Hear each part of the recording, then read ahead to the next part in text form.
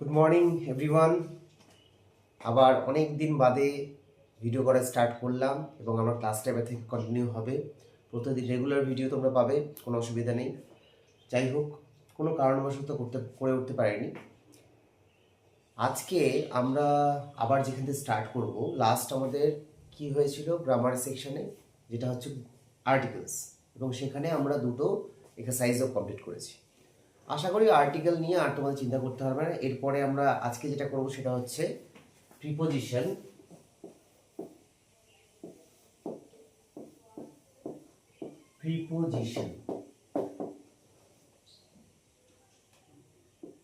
আজকে আমরা করবো প্রিপোজিশন। তো প্রিপোজিশন কমপ্লিট হয়ে যাওয়ার পরে এরপরে তোমরা পাবে আর্টিকেল অ্যান্ড প্রিপোজিশন, দুটো মিলিয়ে আমরা এক্সারসাইজ করব সম্পূর্ণ জিনিসটা কমপ্লিট হয়ে যাওয়ার পর। আচ্ছা, আজকে প্রিপোজিশনে আমরা যেটা স্টার্ট করতে চলেছি সেটা হচ্ছে বেসিকটা, একদম বেসিক প্রিপোজিশনসগুলো কোথায় কখন কিভাবে বসছে, তাদের ইউসেজগুলো কী কী রয়েছে সেগুলো আমরা শিখবো। এবং এই ক্লাসটা আমি আগেও বলেছি যে আমার গ্রামারের পুরো যতগুলো ক্লাস হবে আমি টোটাল গ্রামারটা এখানে কমপ্লিট করব, ইভেন লাস্টে রাইটিংয়ে গিয়ে শেষ হবে, এবং ট্রান্সলেশন দিয়ে। অবশ্যই তোমরা সবাই যারা আজকে ইংলিশে দুর্বল আছো, আমি গ্যারেন্টি দিয়ে বলছি কিছুদিন ক্লাস করার পরেই তোমরা দেখবে একটা আলাদা এনার্জি ফিল করবে, বিকজ বুঝতে পারবে, একটা কনফিডেন্স লেভেল তোমাদের কাজ করবে যে হ্যাঁ তোমরা পারবে। এবং অবশেষে গিয়ে তোমরা দেখবে যে তোমরা নিজেরা একটা সুন্দর গল্প নিজেই ইংলিশে লিখতে পারছো, যা তোমরা ভাববে তার 90% হলেও তোমরা খাতায় সেটা ইংলিশে ট্রান্সলেট করতে পারবে। তো প্রিপোজিশন দিয়ে আজকে শুরু হচ্ছে আবার নতুন ক্লাস। চলো শুরু করা যাক। দেখো প্রিপোজিশন কোনগুলো, জেনারেল প্রিপোজিশনের ব্যবহারটাকে দেখিনি, কীরকম প্রিপোজিশন কীরকমভাবে কাজ করে। ধরো আমরা সবাই জানি অফ। এই অফ মানে কি? অফ মানে হচ্ছে এর। এর মিন্স রামের, শ্যামের, রাহুলের, রাজার, তাহলে কারোর বাবার, মায়ের, কোনো কারোর কোনো কিছু। এই যে র, তাহলে এখানে দেখো কিরকম ভাবে প্রিপোজিশনটা কাজ করবে। বাবার গাড়ি, ঠিক আছে, বাবার গাড়ি। এটাকে প্রথমে আমরা যদি দেখি যে ওয়ার্ডগুলোকে যদি ব্রেক করি, এখানে প্রিপোজিশন বাংলায় কোথায় রয়েছে? র। এই যে র, বাবা যুক্ত এর মানে বাবার, বাবার গাড়ি। তো এখানে প্রিপোজিশন হচ্ছে র, তাহলে এটার কি হচ্ছে? অফ। ইংলিশটা কি? র এর মানে এর অফ। তাহলে এখানে যেখানে বাংলায় ডান দিকে ইউজ হচ্ছে, তাই না, ইংলিশে কিন্তু সেটা বাঁ দিকে ইউজ হবে। তাহলে বাবা, এখানে কে রয়েছে? বাবা, তাহলে এখানে হয়ে যাবে ফাদার, আর গাড়িটা চলে আসবে এখানে, কার অফ ফাদার। সুতরাং প্রিপোজিশন আমরা যতক্ষণ দেখছি যে একটা ওয়ার্ড মানে যেটাকে বলা হচ্ছে ফ্রেজ, যতক্ষণ পর্যন্ত ফ্রেজ চলতে থাকবে, যেমন একটা গাছের সুন্দর ফুল, একটা গাছের সুন্দর ফুল, একটা গাছের সুন্দর ফুল। দেখো এখানে পুরোটা মিলিয়ে একটা শব্দ বোঝাচ্ছে, এটা মানে হচ্ছে, এটাকে বলা হচ্ছে ফ্রেজ। যতক্ষণ ফ্রেজ চলবে ততক্ষণ আমরা কি করব? লেফট সাইড থেকে আসার চেষ্টা করব। প্রথমে ফুল, তারপরে র, সরি এটা তো সুন্দরের র আছে, প্রথমে সুন্দর ফুল, তারপরে গাছের এই র, গাছ যুক্ত এর, তাহলে একটা গাছের দিকে রয়েছে। তাহলে দেখি কিভাবে করা যায়। সুন্দর ফুল, প্রথমে সুন্দর ফুলটা লিখে দিই, বিউটিফুল ফ্লাওয়ার। তারপরে কি রয়েছে? র অফ একটি গাছ, এ ট্রি। আশা করি বোঝাতে পারলাম। তাহলে প্রিপোজিশন কি রকম ভাবে কাজ করছে দেখো, গাছ এখানে রয়েছে, ডান দিকে রয়েছে বাংলায় প্রিপোজিশন, কিন্তু এখানে গাছ রয়েছে একটি গাছ, তার বাঁ দিকে প্রিপোজিশন। বুঝে গেল? তাহলে যদি বলি রামের জন্য, তাহলে আগে জন্য তারপর রাম, তাহলে জন্য ইংলিশ কি? ফর, তারপরে রাম। আমি বললাম বাড়ির, বাড়িতে, তাহলে বাড়ি যুক্ত তে, তাহলে আগে টু, তারপরে হোম, বাড়িতে। বুঝতে পারছি? আমি বললাম যুদ্ধের সম্বন্ধে, আগে সম্বন্ধে অ্যাবাউট, তারপরে ওয়ার, তারপরে যুদ্ধ। বুঝতে পারছি? তাহলে এইটা হচ্ছে আমাদের প্রিপোজিশনের ব্যবহারটা আমরা এরকম। এবার আমরা এক এক করে দেখব। একদম বেসিক থেকে আমি স্টার্ট করছি এবং বেসিক গ্রামার তোমরা এখানে দেখতে পাবে প্রিপোজিশনের, যেটা আমরা একদম অন, ইন এগুলো থেকে স্টার্ট করব। আচ্ছা, অন, ওভার আর অ্যাবাভ, এই তিনটে আমরা আগে দেখে নিই। এই তিনটে মানে আমরা জানি কি, ওপরে, সবাই জানি। কিন্তু অন কখন হয়? অন হয় যখন কোনো কিছু টাচ করে থাকে, অর্থাৎ বেঞ্চের উপরে পেনটি রাখা আছে, তাহলে the pen is on the bench. আমি বললাম বিছানার উপরে বালিশটি আছে, the pillow is on the bed. বুঝে গেল? টেবিলের উপরে ওটা আছে, যখন কোনো টাচ করে থাকে। মাথার উপরে টুপি আছে, অন দ্য হেড। ঠিক আছে? তাহলে যখন কোনো কিছু টাচ করে থাকছে তখন সেটা হয়ে গেল, অর্থাৎ স্পর্শ করে থাকছে, সেটা হয়ে গেল অন। ওভার, ওভার মানে অল্প একটু উপরে, টাচ করে নেই, অল্প একটু উপরে আছে। তাহলে আমি বলতে পারি যে টাচেবল, টাচেবল অবস্থায় রয়েছে, অর্থাৎ টাচ করা যায় এমন। যেমন মাথার উপরে ফ্যানটি ঘুরছে। তারপর ধরে নাও একটা ওয়াল আছে, একটা কুকুর লাফ দিয়ে পার হলো, টাচ করলো না কিন্তু। তাহলে এই ধরনের গাছ, একটা গাছ আছে, গাছের উপর দিয়ে পাখিগুলো উড়ে যাচ্ছে, তাহলে সেই জিনিসগুলো তাহলে অল্প উপর দিয়ে উড়ে যাচ্ছে, তাহলে এগুলো হয়ে গেল ওভার, অর্থাৎ অল্প উঁচু। আমি বলতে পারি অল্প ওপরে। Next above. এবার এটা চলে আসবে, অ্যাবাভ মানে হচ্ছে অনেক উঁচুতে, সূর্য, চাঁদ, তারা এই ধরনের উঁচুতে, তাহলে সেটা হয়ে যাচ্ছে অনেক উঁচুতে। মানে যেটা হচ্ছে তুমি বলতে পারো আনটাচেবল, আনটাচেবল ফর্ম থাকবে, চাইলেও ছুতে পারা যাবে না।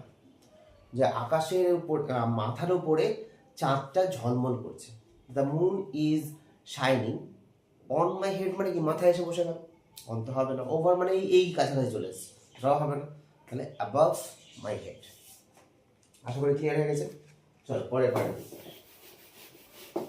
তোমরা এগুলো একটা খাতা মেনটেন করে তোমরা গ্রামার খাতা তৈরি করতে পারো, যেটা সারা জীবন কাজে দেবে তোমাদের।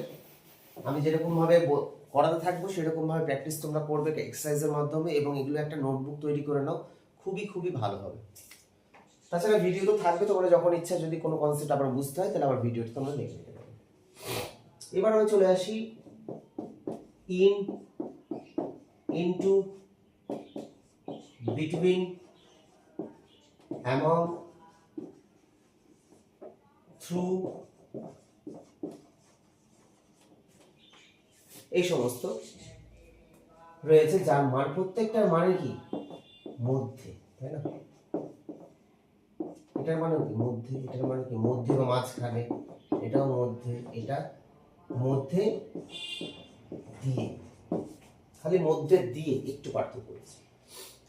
তাহলে ইনটা আমরা ইন জেনারেল অর্থে ব্যবহার যেটা করি সেটাই হয়ে গেল ইন।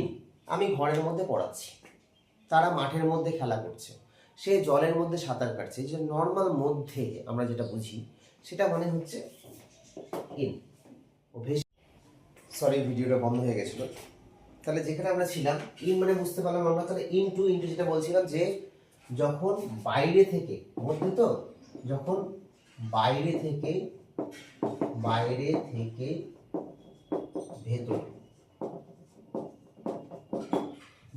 ভেতরে প্রবেশ করবে। যেমন বলছিলাম যে মানুষটি জলের মধ্যে ডুবে যাচ্ছে, the man is drowning into the water.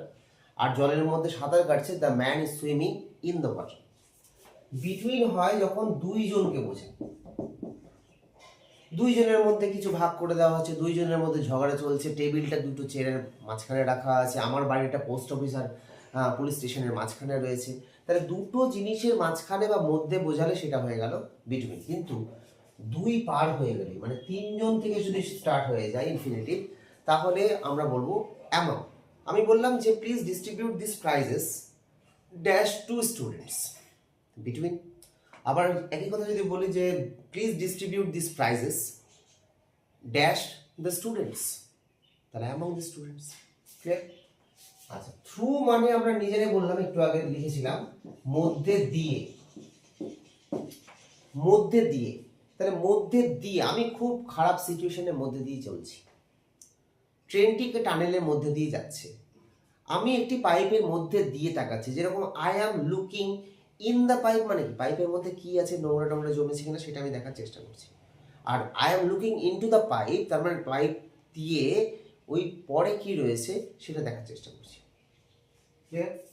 এই লুকিং ইনটু না, looking through, looking through the pipe.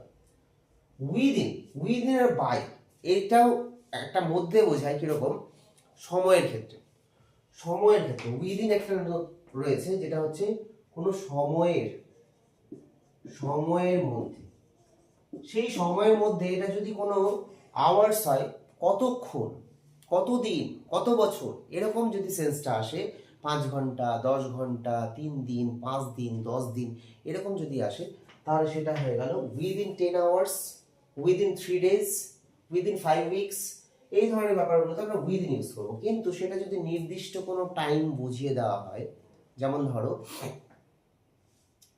আগামী কালকের মধ্যে সে কাজটা করে ফেলবে, তাহলে he will complete the project, আর উইদিন টুমরো না, আগামীকালকের মধ্যে, তাহলে টুমরোটা একটা নির্দিষ্ট ডেট দিয়ে দিল ওকে, তাই এখানে কোনো কতক্ষণের ব্যাপারটা নেই, কত দিনের ব্যাপারটা নেই, কবে, কবে, কখন, এই জিনিসগুলো আসছে।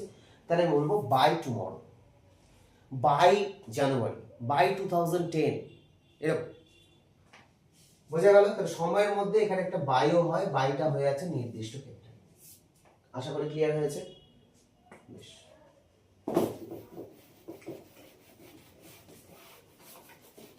পরের পার্টে আমরা চলে যাই। এর পরে যেটা আমরা করব সেটা হচ্ছে প্লেসেস। একটা হচ্ছে ছোট প্লেস, একটা বড় প্লেস, একটা স্মল প্লেস আর একটা বিগ প্লেস। দেখো বিগ প্লেস কোনগুলো, বিগ প্লেস হতে গেলে ওকে মিনিমাম গ্রামাটিক্যালি কি হতে হবে, একটা ডিস্ট্রিক্ট হতে হবে, একটা জেলা হতে হবে, কোনো মেট্রোপলিটন সিটি হতে পারে, দেশ হতে পারে, মহাদেশ হতে পারে, এগুলো তো বড় বড়। কিন্তু স্মল, যেমন ধরো আমি বললাম স্টেশন, স্টেশন, ছোট ছোট যে আমাদের যেমন ধরো একটা মালদা হয়ে গেল ডিস্ট্রিক্ট, এর মধ্যে ইংলিশ বাজার, সিঙ্গাতলা, হ্যাঁ, যদি যেমন কাজীপাড়া, এই ধরনের ওয়ার্ডগুলো, ছোট ছোট যে জায়গাগুলো আছে সেগুলো হতে পারে স্মল জায়গা, সেখানে অ্যাড বসবে। এয়ারপোর্ট, যেগুলো যেগুলো খুব ইম্পর্টেন্ট ওয়ার্ড, এয়ারপোর্ট। তারপরে আমি বলতে পারি যে মেইন গেট, খুব আসে মেইন গেট। তারপরে ধরো তোমার counter, very important, I am standing at the counter, at the main gate, at the station, at the airport. বুঝা গেল? তাহলে এই হচ্ছে আমাদের ছোট জায়গা আর বড় জায়গা। ছোট জায়গাতে তাহলে কি বসছে, অ্যাড বসছে, আর বড় জায়গাতে ইন বসছে। এটা আমরা আগে থেকে জানি।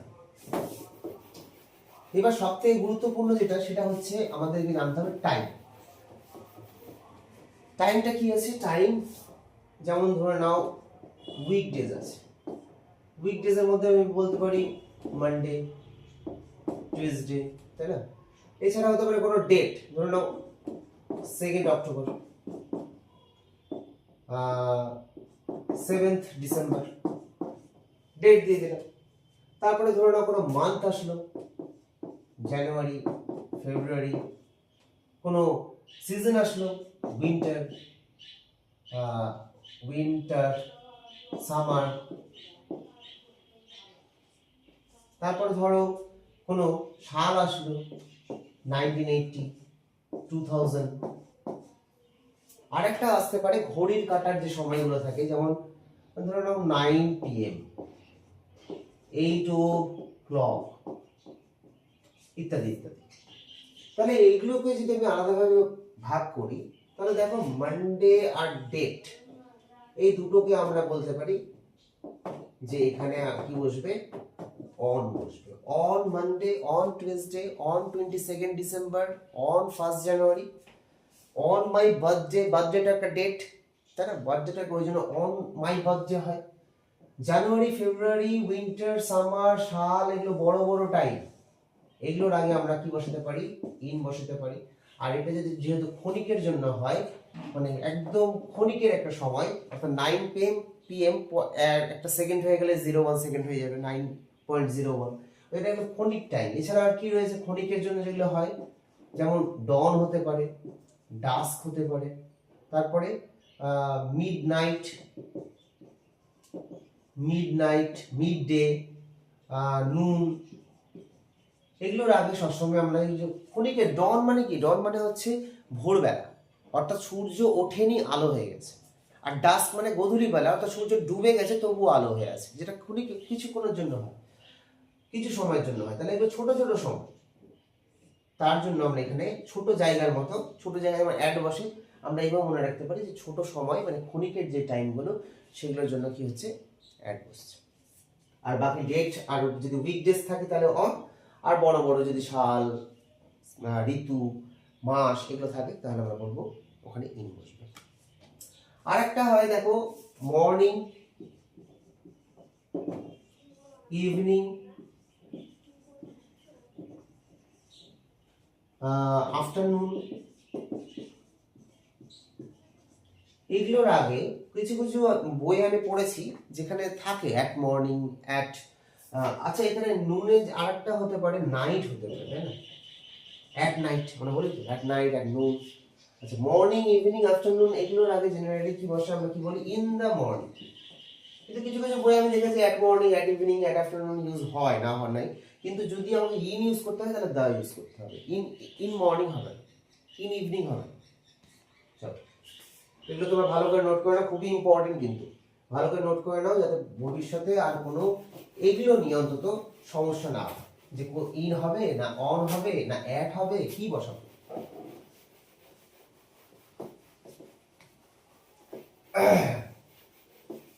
এবার ধরো যদি বলি, তাহলে কিছু কিছু আমাদের এক্সেপশনাল কেস আছে, তাই না? যেমন ধরো একটা হলো, কেউ কেউ জিজ্ঞাসা করে what is the time dash your watch. তারপরে ধরো আই অ্যাম সিটিং ড্যাশ কার।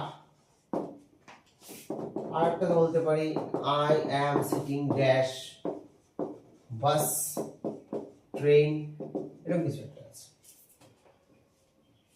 খুব মজার ব্যাপার। আরেকটা আমি লিখিয়ে দিই, ওটা তাহলে ডিসকাসটা হয়েও যাবে। একটা হলো যে the man deals dash rice. আর একটা বললাম the man deals dash me politely. দেখ এই কটা ডিসকাস করি, খুব ইম্পর্টেন্ট জিনিসগুলো। What is the time your watch? তোমার ঘড়ি অনুসারে কটা বাজে, তোমার ঘড়ি অনুযায়ী কটা বাজে। এই যে অনুযায়ী বা অনুসারে ব্যাপারটা আসছে, তার জন্য আমরা বাই ইয়োর ওয়াচ ইউজ করব। আমি বললাম যে I am sitting dash a car, আমি একটা গাড়ির মধ্যে বসে আছি, আর আমি একটা ট্রেনের মধ্যে বসে আছি। কি পার্থক্য?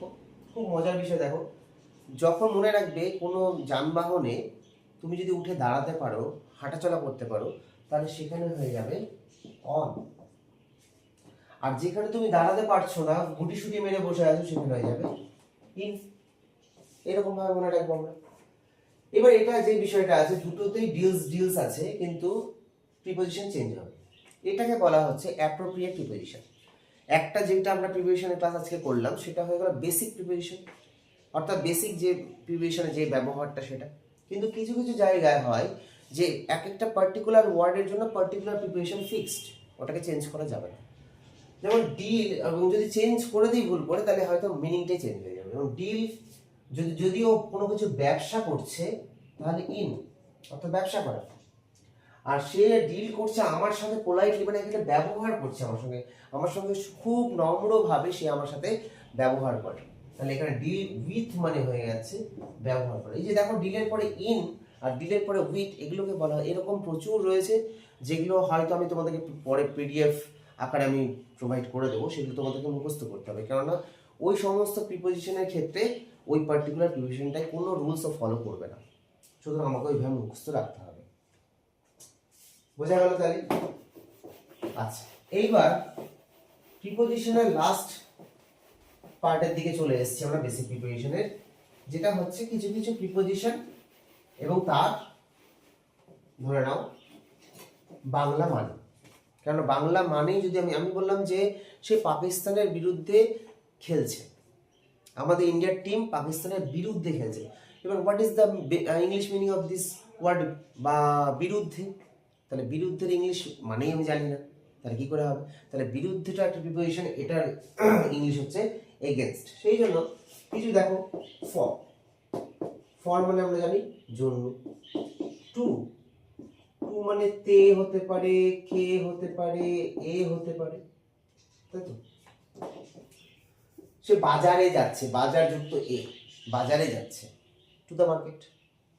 সে আমাকে কিছু, সে রাজুকে কিছু দিল, টু রাজু। তে সে বাড়িতে আছে, সে গোয়াতে যাচ্ছে, going to Goa, to Goa. তে সে ডিগ্রি করতে যাচ্ছে, পড়াযুক্ত তে, সেটা হচ্ছে টু সেল। তাহলে এই যে তে, কে, এ, এর জন্য টু ইউজ হয়। এর আগে আমরা দেখলাম অফ মানে এর, তাই তো? তারপরে ধরে নাও বাই মানে দ্বারা। তারপরে ধরে নাও উইথ মানে সাথে বা দিয়ে।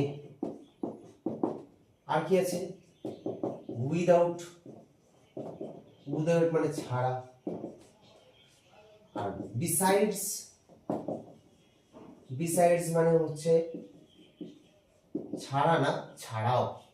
যেমন বাংলা ছাড়াও আমি ইতিহাস ভালোবাসি, besides Bengali I love history as well. বুঝা গেল? তাহলে ওই ছাড়াও। আচ্ছা, আর কি আছে? অ্যালোং মানে সাথে সাথে, সে আমার সাথে সাথে আছে, he is going along with me. আচ্ছা, তারপরে ধরো বিসাইড মানে হচ্ছে পাশে।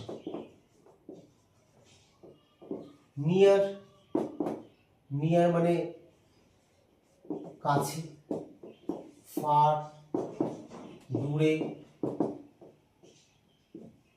আফটার পরে, বিফোর আগে, এগো পূর্বে, তারপরে ইন ফ্রন্ট সামনে, বিহাইন্ড পেছনে। এই ওয়ার্ডগুলো আমাদের মুখস্থ রাখতে হবে, ম্যাক্সিমামই তোমরা জানো, তবুও আমি লিখে রাখছি, যাদের যে কটা দরকার তুলে নিতে পারো খাতায়, খাতা মেনটেন করো অবশ্যই। আচ্ছা, আর কি হতে পারে? অ্যাবাউট সম্বন্ধে, এগেনস্ট বিরুদ্ধে, তারপরে বিলো নিচে, আন্ডার তলায়, অ্যাক্রস অর্থাৎ এক প্রান্ত থেকে অন্য প্রান্ত। আর কি বাদ থাকলো? মোটামুটি অনেকগুলো হয়ে গেছে আমাদের। দেখো, across, the name of Rabindranath Tagore has spread across the world. Across the world কেন বলা হয়? অর্থাৎ পৃথিবীর এক প্রান্ত থেকে আরেক প্রান্ত সবাই ওকে চেনে, এই জন্য সেই ক্ষেত্রে আমরা অ্যাক্রস বলি। আর আর কি আছে, মোটামুটি অনেকগুলো হয়ে গেল আমাদের। এই যে কটা আমরা শিখলাম একদম বেসিক থেকে শুরু করে এতদূর পর্যন্ত, তাহলে তোমরা যদি এটা ভালো করে ক্লাসটা মনোযোগ দিয়ে দেখো এবং খাতা মেনটেন করে সেটা যদি প্রতিনিয়ত রিভিশন দাও, তাহলে পরবর্তীতে আমি যখন নেক্সট ভিডিওতে এটার উপর বেস করে যে কোয়েশ্চেন অ্যান্সারগুলো আমরা করার চেষ্টা করবো, তোমরা দেখবে যে 90% তোমরা নিজেরাই পারছো। আর বাকি থাকলো অ্যাপ্রোপ্রিয়েট প্রিপারেশন, সেটার পিডিএফ ফরম্যাটটা আমি হয়তো পরে ডিসক্রিপশনে দিয়ে দেবো, তোমরা ওখান থেকে ডাউনলোড করে নিতে পারবে। তো এই হচ্ছে আমাদের ক্লাস, তোমরা ভালো করে পড়ো। আশা করি ক্লাসটা তোমাদের নিশ্চয়ই ভালো লাগবে বা লাগছে। তো অবশ্যই আমার চ্যানেলটাকে সাবস্ক্রাইব করো এবং শেয়ার করে দাও যতটা পারো, কারণ আমিও চাই যে আমার চ্যানেলটা একটু গ্রো হোক, যাতে ম্যাক্সিমাম থেকে ম্যাক্সিমাম স্টুডেন্টদের কাছে আমি পৌঁছাতে পারি। আর আমার এই ক্লাসগুলো করানোর পেছনে শুধুমাত্র যে আমার প্রফেশনাল দিকটা রয়েছে তা নয়, এটা আমার একটা উদ্দেশ্য হচ্ছে যে ইংলিশকে কত ইজিলি আমরা শিখতে পারি, সেটারই একটা আমি ক্লাসগুলোতে আনার চেষ্টা করব। ওই রকমভাবে ক্লাস করাবো যে ইংলিশে আশা করি তোমাদের যে ভয় বা ভীতিটা রয়েছে সেটা আমি সম্পূর্ণভাবে মানে ভেঙে দিতে পারি। আর তোমরা ভয় পাবে না, অবশ্যই কনফিডেন্স থাকবে, চিন্তা নেই। চলো তাহলে আজকে এতদূর পর্যন্ত থাক, পরে নেক্সট ক্লাস আবার দেখা হচ্ছে।